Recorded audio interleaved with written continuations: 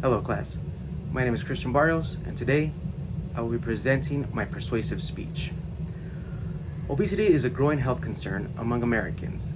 It is a major factor in various health conditions such as high blood pressure, heart disease, type 2 diabetes, sleep apnea, and an overall lower quality of life. It not only affects individuals, but society as a whole. The percentage of obesity has increased significantly in the recent years, as you can see in this graph.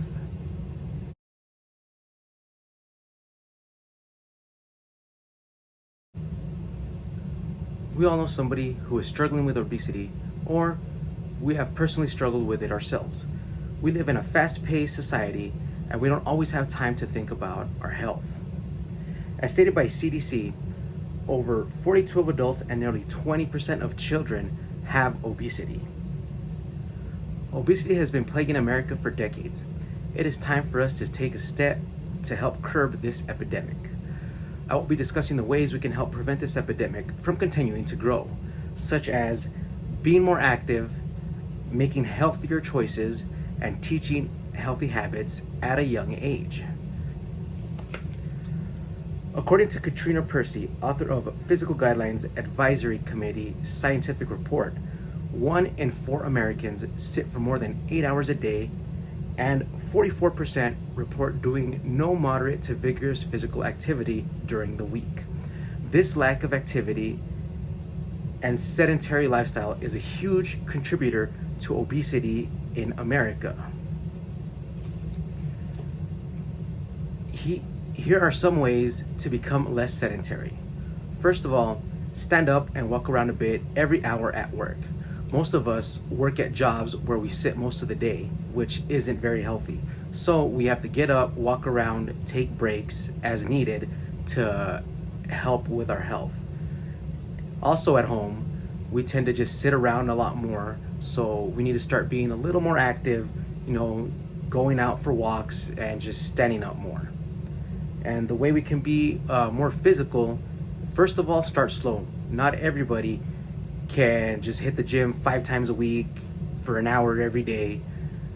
That's kind of hard to do. So the best way to do it is start slow. Walk for about 15 minutes, 3 times a day, then slowly increase 30 minutes, 20 minutes, and then increase the amount per day. Play sports with friends, whether it's basketball, football, soccer, or anything you're capable of doing. Even golf gets you up and going and it helps you be more active.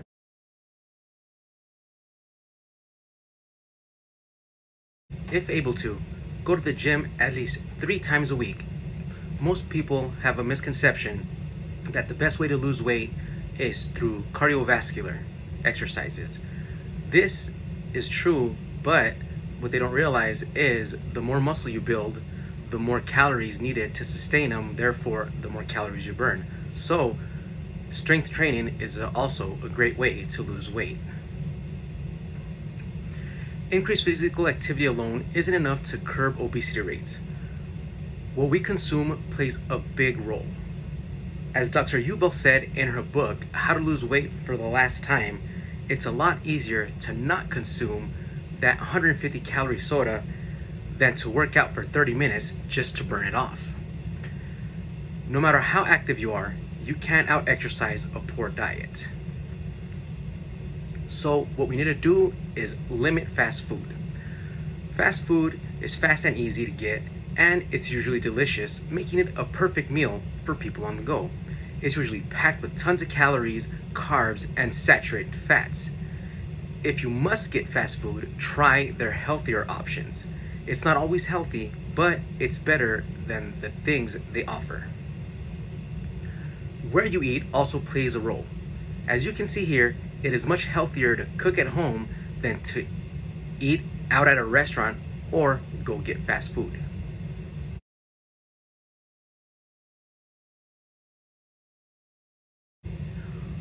Home-cooked meals are generally more healthy than fast food or restaurant food. They usually contain less saturated fat, calories, and carbohydrates. Also, try to consume more vegetables. Vegetables aren't everybody's favorite, but there are many recipes that can make them more palatable.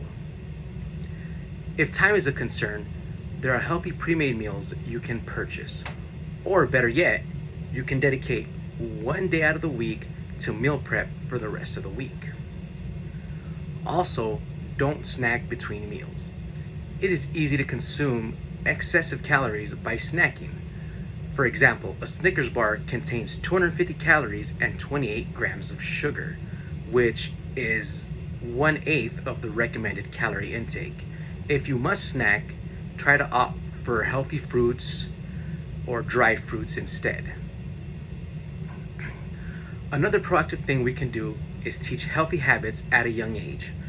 According to Brian Rodriguez, author of Obesity, the Universal Health Crisis, one of the best ways to curb the growing obesity rate is to start educating at a young age. As you can see here, children are less active than they should be and don't eat as healthy either.